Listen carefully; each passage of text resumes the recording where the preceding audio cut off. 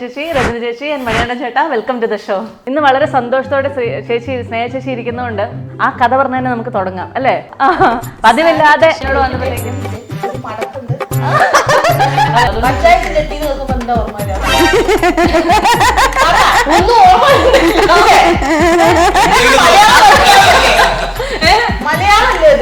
പഞ്ചായത്ത് ചെട്ടി രണ്ട് മലയാള വാക്കുകളാണ്. അങ്ങനെ കേൾക്കുമ്പോ നിനക്ക് എന്താ പെട്ടെന്ന് മനസ്സിലാക്കി? പഞ്ചായത്തിലെ ജെട്ടി മറ്റു ജെട്ടികളുമായി പഞ്ചായത്ത് ജെട്ടിക്ക് ബന്ധം. ഇത് എന്റെ ചാനലായി പോയി. വേറെ ഒന്നായിരുന്നെങ്കിൽ എന്തിനും പറയായിരുന്നു. എല്ലാ സിനിമാക്കാരെയും ഇന്റർവ്യൂ ചെയ്ത് നടന്നപ്പോ പടം കാണാൻ കണ്ടിരിക്കും. എന്റെ ദൈവമേ, ഈ റൗഡീനെയാണോ ഞാൻ ഇത്രയും നേരം വെയിറ്റ് ചെയ്ത് എനിക്ക് മറ്റേ ബേസിലിന്റെ ചിരി പോലെ തോന്നുന്നു. സ്നേഹ ചേച്ചി ഇരിക്കും മറ്റേ വണ്ടി ഓണാക്കുന്ന പോലെ. ചേച്ചിക്ക് ഇങ്ങനത്തെ ചേച്ചിക്ക് സ്വന്തമായിട്ടുള്ള ഒരു യുണീക് സാധനം എന്താ ചേച്ചി? അതൊക്കെ ഇങ്ങനെ പറയാ. തുടങ്ങിയപ്പോ തൊട്ട് ഇങ്ങനെയാണല്ലോ എന്റെ അവസ്ഥ. എന്തോ എവിടെയോ ഒരു തകരാ. ചേച്ചി സത്യം പറയണം, സ്ക്രിപ്റ്റ് വായിച്ചിട്ടാണോ ഇന്നത്തേക്ക്? അല്ല, അതെനിക്ക് അറിയായിരുന്നു. Cyber security and digital marketing മേഖലയിൽ ഉയർന്ന സാലറിയിൽ ജോലി ലഭിക്കുന്നതിനായി ജോയിൻ ചെയ്യും CC സൈബർ ക്യാമ്പസ്. സ്നേഹ ചേച്ചി, രജനി ചേച്ചി, മണിയണ്ണൻ ചേട്ടാ, വെൽക്കം ടു ദ ഷോ. ഇന്ന് വളരെ സന്തോഷത്തോടെ സ്നേഹ ചേച്ചി ഇരിക്കുന്നതുകൊണ്ട് ആ കഥ പറഞ്ഞു തന്നെ നമുക്ക് തുടങ്ങാം. പതിവില്ലാതെ രജനി ചേച്ചിയുടെ കോസ്റ്റ്യൂം ഡിസൈനർ ഒക്കെ ആവുന്നു ഞാനിവിടെ വന്ന് നോക്കിയപ്പോഴത്തേക്കും. അപ്പോഴാണ് ഞാൻ കാര്യം മനസ്സിലാക്കുന്നത്, സ്വന്തമായി മുതലാളിയും തൊഴിലാളിയും ഒക്കെയാണ് അല്ലെ? എല്ലാം ഞാൻ ചെയ്യും. ഞാൻ തന്നെ വരയ്ക്കും, ഞാൻ തന്നെ ഓർഡർ ചെയ്യും, ഞാൻ തന്നെ പർച്ചേസിങ്ങിന് പോകും, കൊറിയർ ഞാൻ തന്നെ എടുത്തോണ്ട് വരണം, ഞാൻ തന്നെ അയക്കും, എല്ലാം ഞാൻ തന്നെ. ഈ പഞ്ചായത്ത് ചെട്ടി സംവിധാനം ഇങ്ങനെയായിരുന്നു ചേട്ടാ? ഞാൻ തന്നെ പ്രൊഡ്യൂസ് ചെയ്യും, ഞാൻ തന്നെ സംവിധാനം ചെയ്യും, അങ്ങനെ എന്തെങ്കിലും ഉണ്ടായിരുന്നോ? അങ്ങനെയൊക്കെ ചെയ്യാനൊരു ഭാഗ്യം ഉണ്ടാവട്ടെ. അല്ല, ഞാനിങ്ങനെ ഒരു പ്രൊഡ്യൂസറിനെ പരമാവധി സഹായിക്കാനായിട്ട് ഭാഗമായിട്ട് നമ്മൾ തന്നെ എല്ലാം ചെയ്യുന്നു, അടിച്ചു വരുന്നു, രാവിലെ എല്ലാരും എഴുന്നേൽപ്പിക്കുന്നു, അങ്ങനെയൊക്കെ ഉണ്ടായിരുന്നു. അതൊക്കെ അങ്ങനെ തന്നെ.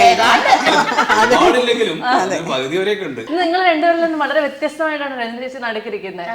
ചേച്ചിയോട് എല്ലാരും ചോദിച്ച് മടുത്ത ആ ചോദ്യത്തിൽ നിന്ന് ഞാനും തുടങ്ങട്ടെ.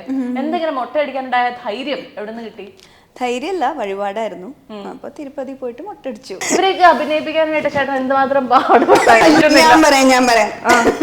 ഫസ്റ്റ് ഡേ ഞാൻ വന്നു, ഞാൻ ജോയിൻ ചെയ്തിട്ട് ആദ്യം ഒരു അഗ്രികൾച്ചർ, എന്റെ റോൾ അഗ്രികൾച്ചറൽ ഓഫീസർ ആയിട്ടാണ്. അപ്പൊ ഞാൻ ഓഫീസിലേക്ക് കയറുന്ന എന്റെ ഇൻട്രൊഡക്ഷൻ സീനാണ് ആദ്യം എടുക്കണേ. കയറി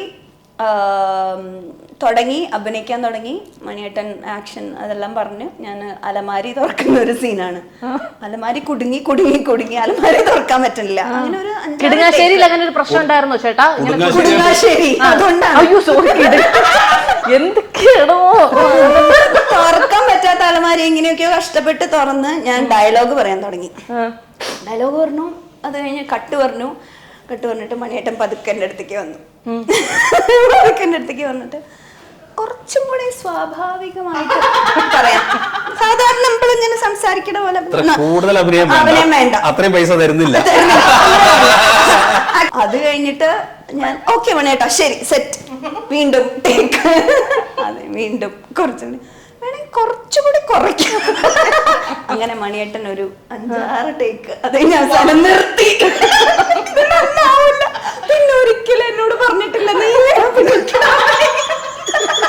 അതിന് ആ സമയത്ത് ചേട്ടന്റെ മനസ്സിൽ കൂടെ പോയത് എന്തായിരുന്നു? ഇവരൊക്കെ എനിക്ക് കൃത്യമായിട്ട് അറിയാലോ. രചന എന്താണ് ചെയ്യാൻ പോകുന്നത്, സ്നേഹ എന്താ ചെയ്യാൻ പോകുന്നത് ഒക്കെ എനിക്കറിയാം. അപ്പോ നമുക്ക് ആ സിനിമയ്ക്ക് ആ ഒരു ക്യാരക്ടറിന് വേണ്ട സംഗതികൾ എന്താന്ന് അവർക്ക് പറഞ്ഞ് കൃത്യമായിട്ട് അവർക്ക് കമ്മ്യൂണിക്കേറ്റ് ചെയ്ത് കഴിഞ്ഞാൽ അത് അതേപോലെ കിട്ടുന്ന എനിക്കറിയാം. എന്നിട്ടാണ് ചേട്ടൻ 6 ടേക്ക് എടുത്തത്. അത് വേണ്ടി വരും. അപ്പൊ പല ഇതൊക്കെ ഉണ്ടാവുമല്ലോ. ഫസ്റ്റ് ഡേ ആയിരുന്നു അത്. പക്ഷെ പിന്നെ മണിയേട്ടൻ വന്നിട്ടില്ല എന്റെ അടുത്ത്. സ്നേഹ ചേച്ചിയുടെ കാര്യം കേട്ടെ, ഞങ്ങൾ ബോട്ട് കെട്ടിയെന്നും കേട്ടിട്ടുണ്ട്, പഞ്ചായത്തിൽ നിന്നും കേട്ടിട്ടുണ്ട്. എന്താണ് ഈ പഞ്ചായത്ത് ജെട്ടി എന്ന് പേരിടാൻ കാര്യം? സംവിധായകനോ പ്രൊഡ്യൂസറേന്നോ ചേച്ചി എപ്പോഴെങ്കിലും ചോദിച്ചിട്ടുണ്ടോ? പഞ്ചായത്ത് ജെട്ടി കേൾക്കുമ്പോ എന്താ ഓർമ്മ? ഒന്നും ഓർമ്മ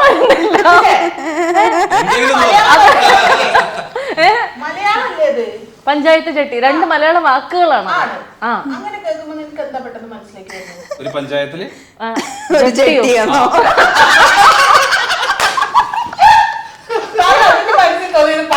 ഒരു പഞ്ചായത്തിലെ ജെട്ടി, അതാണ് എനിക്ക് ഓർമ്മ വന്നത്. ആ അതന്നെ, അത്രേ ഉള്ളൂ. ഇവിടെ എന്ത് നിങ്ങൾ ഉദ്ദേശിക്കുന്നത്? മറ്റേ ആയിട്ട് ബന്ധമൊന്നുമില്ലല്ലോ ചേട്ടാ. ഏത് ചോദിക്കണു. നിന്റെ മനസ്സെനിക്കറിയാം. അല്ലേ, മറ്റു ജെട്ടികളുമായി പഞ്ചായത്ത് ജെട്ടിക്ക് ബന്ധം.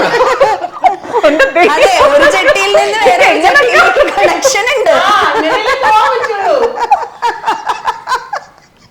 എന്തോ എനിക്ക് നിനക്കൊന്നും ഒരു ബന്ധമില്ല കേട്ടോ. ഇത് എന്തെങ്കിലും പറഞ്ഞിട്ടുണ്ടെങ്കിൽ സ്നേഹ ചേച്ചിനെ നിർബന്ധിച്ച് പറയിപ്പിച്ചതാ. അതെ, ഇതൊക്കെ പറയണ കേൾക്കുമ്പോ ചേട്ടൻ എന്തെങ്കിലും വിഷമം വരുന്നുണ്ടോ? തോന്നിയോ? ഒരു വിഷമല്ല, സന്തോഷാണ്.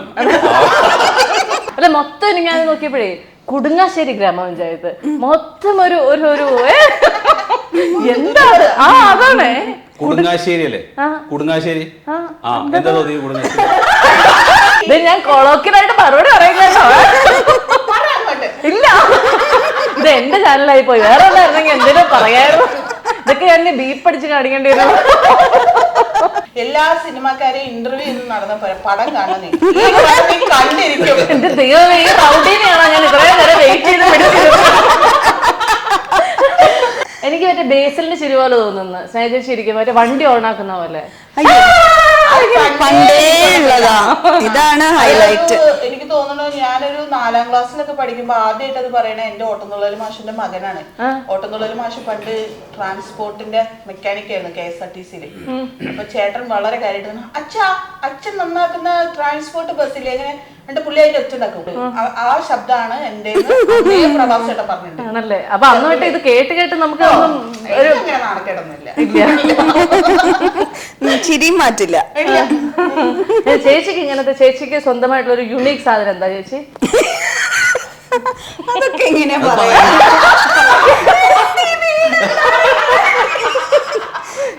തുടങ്ങിയപ്പോ തൊട്ട് ഇങ്ങനെയാണല്ലോ. എന്റെ അവസ്ഥ എന്തോ എവിടെയോ ഒരു തകരാ. എല്ലാവരും സംഘടിക്കുന്നത്. ചേട്ടാ, ഇവരിങ്ങനെയൊക്കെ തന്നെയാണോ തെറ്റിലും? പിന്നെ ഇവരിങ്ങനെയല്ലേ? ഈ മരുമായും ടീമിനെയൊക്കെ വീണ്ടും കിട്ടിക്കഴിഞ്ഞപ്പോഴത്തേക്കും നിങ്ങളുടെ മനസ്സിൽ ചേച്ചി ആയിരിക്കും. ഞാൻ മാത്രാണ്. പലരും ചോദിക്കും എന്താ മരുമായത്തില് ഇപ്പൊ ഇല്ലാത്തത് എന്നുള്ള ചോദ്യങ്ങളൊക്കെ ഉണ്ട്. പക്ഷെ ഞാനിപ്പോ അതിന്ന് ടോട്ടലി മാറി. ഞാൻ കംപ്ലീറ്റ്ലി ഡാൻസിലേക്ക് കോൺസെൻട്രേറ്റ് ചെയ്തു. സിനിമ തന്നെ വളരെ അപൂർവമാണ് ചെയ്യണേ. അപ്പൊ പെട്ടെന്ന് ഇങ്ങനെ സലുമിക്കയും മണിയേട്ടനും കൂടിയിട്ട്, മണിയേട്ടനാണ് എന്നെ ആദ്യം വിളിച്ചത്. ഇങ്ങനെ ഉണ്ട്, ചെയ്യാൻ പറ്റുമോ എന്ന് ചോദിച്ചിട്ട് ഞാൻ സ്ക്രിപ്റ്റ് അയച്ചു തരാന്ന് പറഞ്ഞു. ഞാൻ ഉറപ്പായിട്ടും മണിയേട്ടാ ഞാൻ വായിച്ചിട്ട് പറയാം എന്ന് പറഞ്ഞു. ഞാൻ പിറ്റേ ദിവസം പറയാന്ന് പറഞ്ഞേ. പിന്നെ ഞാൻ ഒരാഴ്ച വിളിച്ചില്ല.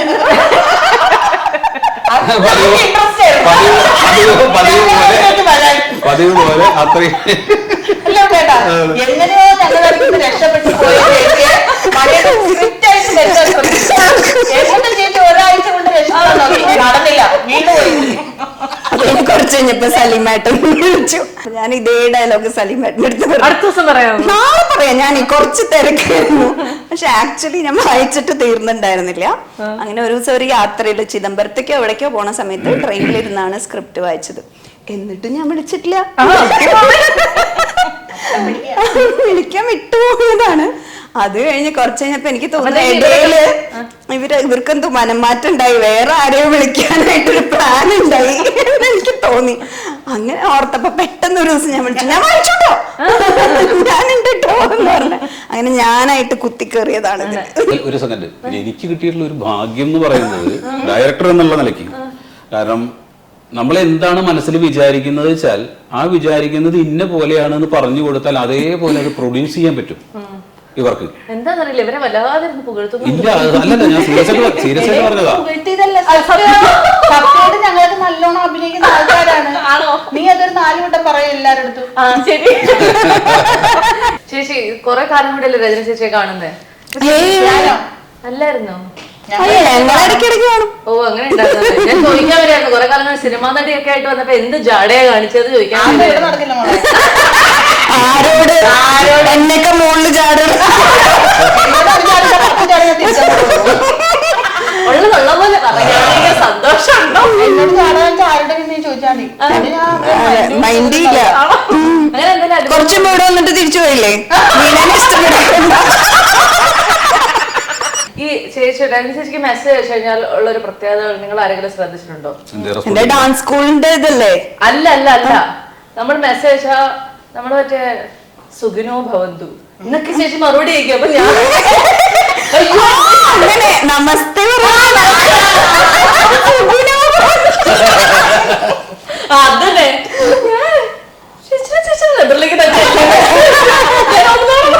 അത് ഞങ്ങൾ പൊതുവെ ഡാൻസേഴ്സിനുള്ള കുട്ടീന്ന് വിളിക്കും. ആണോ? അത് എപ്പോഴും ഉണ്ട്. പഞ്ചായത്ത് ചെട്ടി എന്നുള്ള ആ പേര് ആരുടെ ബുദ്ധിയിൽ ഉദിച്ചതാണോ? പല പേരുകൾ നമ്മൾ നോക്കി, അങ്ങനെ ഒരു ദിവസം സലീം പറഞ്ഞ പേരാണ് പഞ്ചായത്ത് ചെട്ടി എന്നാ എങ്ങനെ ഉണ്ടാവും, അങ്ങനെ ഫിക്സ് ചെയ്തു, അങ്ങനെ ഉണ്ടായി പേരാ. രജനി ചേച്ചിക്ക് കൊടുത്ത ഒരു അഡ്വൈസ് എന്തായിരുന്നു സംവിധാനം ചെയ്യുമ്പോ? എന്താ ഓവറാക്കണ്ടെന്ന് കേട്ടോ? അത് ഓവറാക്കണ്ടെന്നല്ല, സ്വാഭാവികമായിട്ട് അത് പറഞ്ഞില്ല. സ്നേഹ ചേച്ചി കൊടുത്തായിരുന്നു. സ്നേഹിക്കുമ്പോ ഒന്നും കൊടുക്കണ്ടെന്നേ, അവരുടെ കയ്യിലുണ്ടല്ലോ, നമുക്ക് ആവശ്യമുള്ള ചോദിച്ചാൽ അത് തരും, അത്രേ ഉള്ളൂ. എന്താ മുതലെന്നറിയോ? ഇവരിൽ നിന്നൊക്കെ പ്രചോദനം ഉൾക്കൊണ്ടുകൊണ്ട് വേറെ എന്തെങ്കിലും കാര്യം കൂടെ ചെയ്യാന്ന് ചേട്ടൻ എപ്പോഴെങ്കിലും തോന്നിയിരുന്നോ? എനിക്കതൊന്നും നടക്കില്ല. കാരണം നമ്മളെന്താ പറയുക, ഒരു ബിസിനസ് ചെയ്യുമ്പോ അതിൽ നല്ല കോൺസെൻട്രേഷൻ വേണം. ഇപ്പൊ 10 രൂപ ഇൻവെസ്റ്റ് ചെയ്തിട്ട് ഒരു ബിസിനസ്സിലേക്ക് ഇറങ്ങിക്കഴിഞ്ഞാൽ അത് 11 ആക്കാനുള്ള എന്തെങ്കിലും ഒരു ആലോചനയും അതിനുള്ള ഒരു വർക്കും ഇതൊക്കെ നടത്താനുള്ള പ്രാപ്തി ഉണ്ടെങ്കിലാണ് ആ പരിപാടിക്ക് ഒരു കാര്യമുള്ളൂ. എനിക്ക് ആ പ്രാപ്തി ഇല്ലാന്ന് ഞാൻ എത്രയോ മുമ്പ് തെളിയിച്ചിട്ടുണ്ട്. അതുകൊണ്ട് ബിസിനസ് ഏരിയ എനിക്ക് തീരെ പറ്റൂല. അപ്പൊ അതൊക്കെ ഞാൻ എന്നോ എടുത്ത് മാറ്റി വെച്ചിട്ടുണ്ട്. അപ്പൊ ഏതായാലും പഞ്ചായത്ത് ജെട്ടി ജൂലൈ 26-ാം തീയതി റിലീസ് ആവുകയാണ്. എല്ലാവിധ ആശംസകളും. മികച്ച സിനിമയാകട്ടെ, ഒരുപാട് പേർ തിയേറ്ററുകളിലേക്ക് എത്തി സിനിമ കാണട്ടെ. All the very best days and thank you so much. Cyber security and digital marketing മേഖലയിൽ ഉയർന്ന സാലറിയിൽ ജോലി ലഭിക്കുന്നതിനായി ജോയിൻ ചെയ്യും CC സൈബർ ക്യാമ്പസ്.